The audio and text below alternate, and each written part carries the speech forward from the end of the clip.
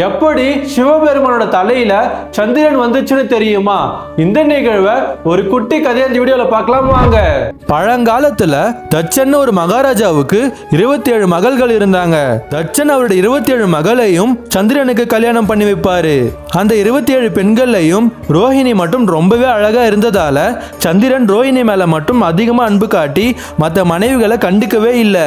தட்சன் ரொம்பவே கோவப்பட்டு பல முறை சந்திரனுக்கு எடுத்து சொல்வாரு. ஆனா சந்திரன் கொஞ்சம் கூட கண்டுக்கல. நான் எவ்வளவு சொல்லியும் சந்திரன் கேட்காததுனால தட்சன் ரொம்பவே கோவப்பட்டு சந்திரனுக்கு சாபம் விட்டுருவாரு. இந்த உலகத்துக்கே ஒளி கொடுக்கிற நீ இனிமே ஒளி அற்றவனாவாய் அப்படின்னு சாபம் விட்டுருவாரு. சந்திரனோட ஒளி குறைஞ்சா இந்த உலகத்துல இருக்க எல்லா செடி கொடிகளும் அழிஞ்சு போயிடும். இந்த சாபம் சந்திரனை மட்டும் பாதிக்காது, இந்த உலகத்துல இருக்க எல்லா உயிரினங்களையும் பாதிக்கும். இதனால பிரம்மதேவன் கொடுத்த ஆலோசனைப்படி சந்திரதேவன் சிவபெருமான் கிட்ட உதவி கேட்பாரு. அப்போ சிவபெருமான் சந்திரதேவன் கிட்ட என்ன சொல்வாருன்னா, என்னால இந்த சாபத்தை முழுசா நீக்க முடியாது, உன்னோட ஒளி கண்டிப்பா தேவைப்படும். அதனால முதல் 15 நாள் உன்னோட ஒளி குறையும், அடுத்த 15 நாள் உன்னோட ஒளி அதிகரிக்கும். இதைதான் அமாவாசை பௌர்ணமின்னு சொல்லுவாங்க.